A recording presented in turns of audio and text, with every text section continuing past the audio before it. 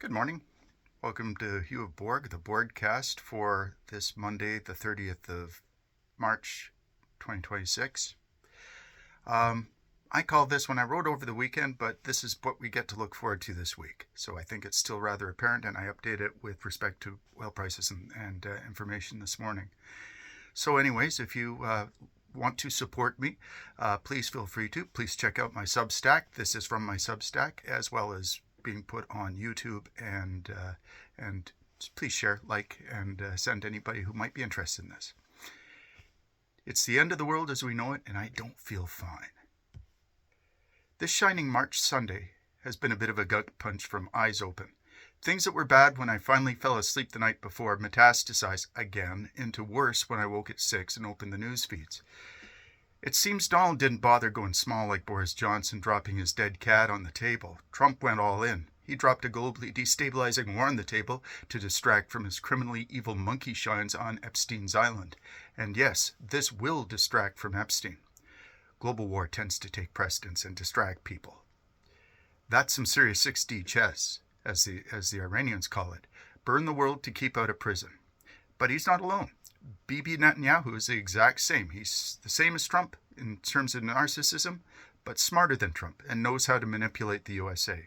So the situation so far as we enter this new week.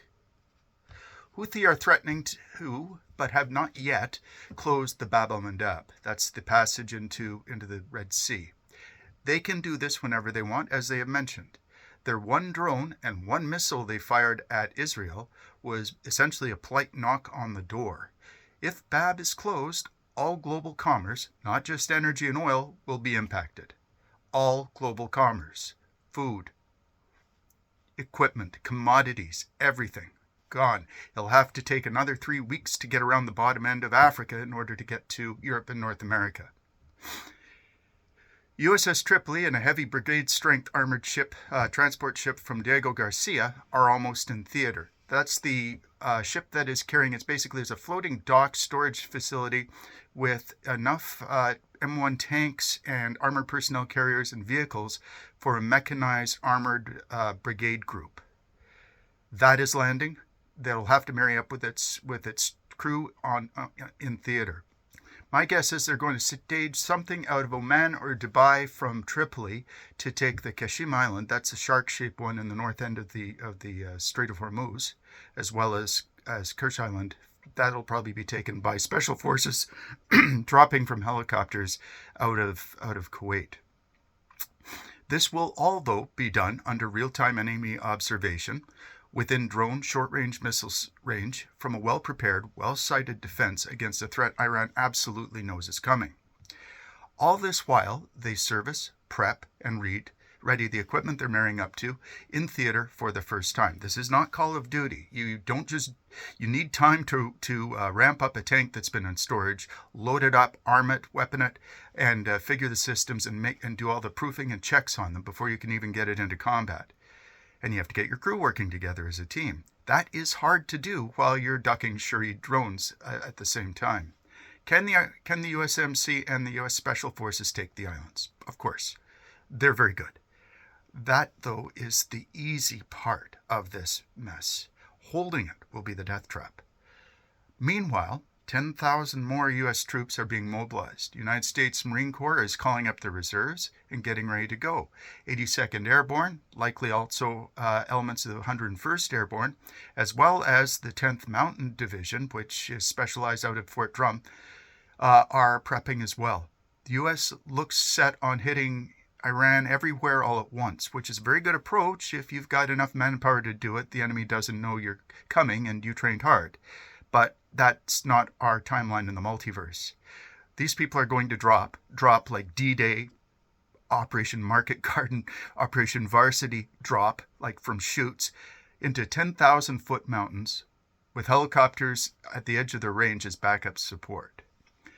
Cold and unrehearsed, into prepared defenses, standing to at action stations. So, again, military terms like Market Garden and Saint-Mary-Glise. Look that one up. That was the 82nd drop into D-Day, where they landed on the German town, on the German defensive positions, not near it, and they took severe casualties. This might happen within 72 hours from Monday. 3 days. It is insane. They are going in, apparently to secure the dust, as Trump calls it, the uranium, that Iran absolutely has moved somewhere that the U.S. won't be able to find it. And then the U.S. has to drop light infantry and special operations forces because all airborne and special ops are highly trained light infantry. They can move fast, they can do things, they're very flexible, but they don't have a lot of defensive lasting power. I would expect, based on the American estimates and their staff planning guides, that you can expect in a mountainous terrain like this with limited on a defended position, you can expect between 20 and 30% casualties on the insertion alone. Enemy standing aside. That's just terrain, hurting people and breaking legs and things when they come in hot. That's assuming they're successful. And even assuming they get down on the ground, they find the facility, they still don't have any excavation equipment with them to penetrate a hardened bunker complex where this stuff will obviously be. Assuming they find it, let's be optimistic here and secure, what then?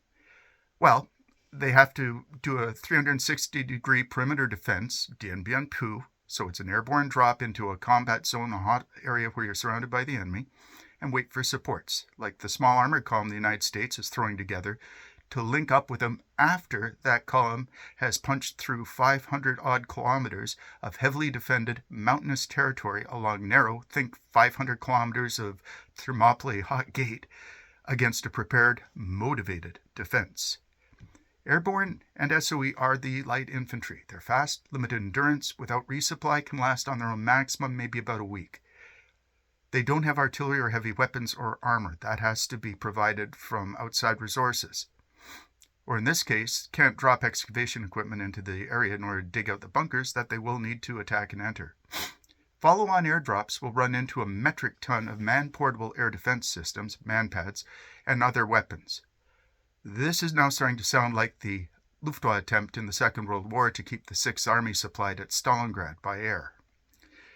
Iran has built their defenses for decades and used Chunul-size boring machines as well as their own super high-tech concrete, which is capable of resisting 30,000 psi of overpressure. This is impressive material, and Iran is one of the leading countries in the world for developing and designing such high-test construction materials and designs. That's the scale of this task. Now, D-Day was a massively complex operation planned and prepped for years to do a task vastly less ambitious than this.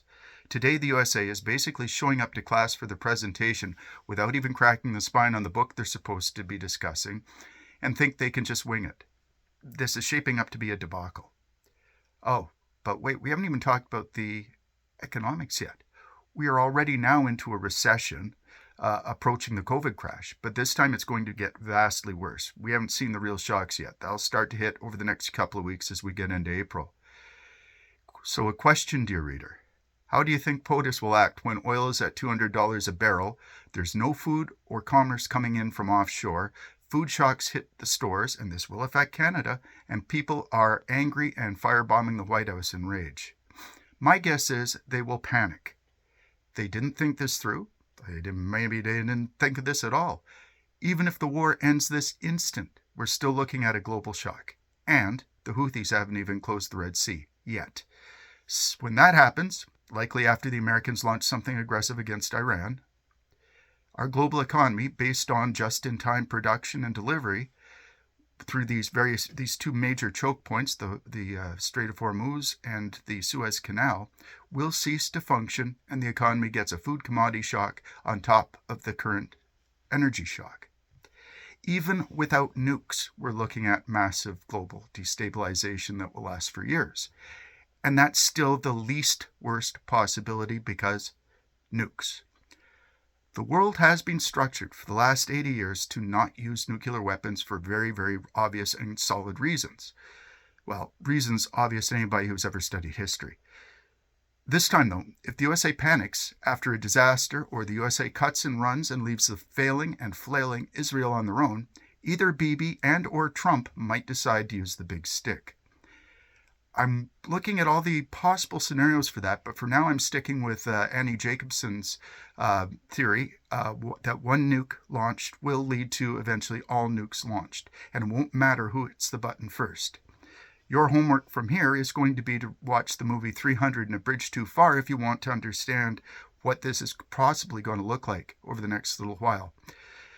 And but then when you're watching those, subtract allies, surprise, or enough force to do the job and see what conclusions you come to and about how this is going to play out. Yeah, it is going to be that bad, and all evidence points to it getting worse this week. Good thing they have allies, right? Good thing the Americans have allies. Or do they? Israel, now the most reviled nation on earth according to several polls, dragged the USA into this mess as per the Pogues song, the Turkish song of the Dam. The captain's corpse around their neck. Bibi is the captain's corpse around the USA's neck. And last night, the IDF whacked another water plant in Iran, as well as some industrial and civilian infrastructure sites. Why? Iran does not require desalination plants. Israel knows this. So the IDF is obviously doing this to ensure Iran continues their step-by-step escalation they have warned that they would be doing and have very, very honestly been doing for this war. They don't raise the targeting package until the Israelis or the Americans do, and then they step it up. It's been tit for tat, elevation for elevation. Bibi is doing this to amp up the hardship in the Gulf states, who absolutely do require desalination plants in the Gulf community nations. I believe it works out to about a total aggregate of 85% of their potable water, drinkable water, comes from desalination. He's doing this so Israel lights a fire under the United States in order to go in hot and now and soon before the IDF falls apart in Lebanon. It's the desperation and panic that is going to kill us. Bibi doesn't care about anything but Bibi. If he's going to lose, he will ensure that he takes everything down with him, as will Trump. Malignant narcissism meets nukes. Indeed, they just launched this morning, I believe I read, the $271 billion U.S. IDF defense fund shows that Israel is planning for a long war to complete their greater Israel Lebensraum project, basically. So, the paradrops the Americans do in the initial assault will likely go in. I do not see it being very successful. I mean, I have no love for the Iranian regime, but I can spot professionalism when I see it. Iran gamed this scenario very well and anticipated this fight very carefully. The only way to win this game is to not play it at all, and neither the USA or Israel are able to do that. We're now globally marching into Armageddon, and the remaining off-ramps are fading fast. So, what does the week have in store for us? Predictions. I see the Houthi closing the Red Sea, Israel verging on collapse, and the USA launching an airborne amphibious assault into Iran, while everyone in the United States and Middle East then soon learns the hard way that there are serious consequences for launching a reckless war against a country that has your measure. This is difficult for everyone in the USA with loved ones overseas, as it is for anybody who's got family in this region. I have tremendous empathy for anybody who's seeing people serving. There's absolutely nothing funny or humorous about any of this. This is as deadly as it gets and serious as cancer. I'm also shocked that given the insanity of this notion, not really a plan, it's a notion, that the entire U.S. Armed Forces senior leadership has not yet resigned in protest. That they haven't tells me that the United States leadership has been fully Wehrmachized into total obedience towards Donald Trump and MAGA. If they haven't resigned en masse and protested by now, don't expect them to do it anytime soon. Do not expect them to stop this roller coaster. Anyways, thank you for reading this and good luck to us all. This will be a very long week coming up. And if you think my rambling is worth your time, and please consider liking, sharing, and subscribing. Let me know in the comments what you think of my opinions, because that's all they really are at this point. And let's hope that I'm horribly, completely wrong, and this all works out fine, and we all get to go on with a normal life. But until that next time, please be kind to each other, because we're all in this mess together, and everybody's stressed out. So from the Borg Bunker, you have Borg out. Have yourself a great, fantastic Monday.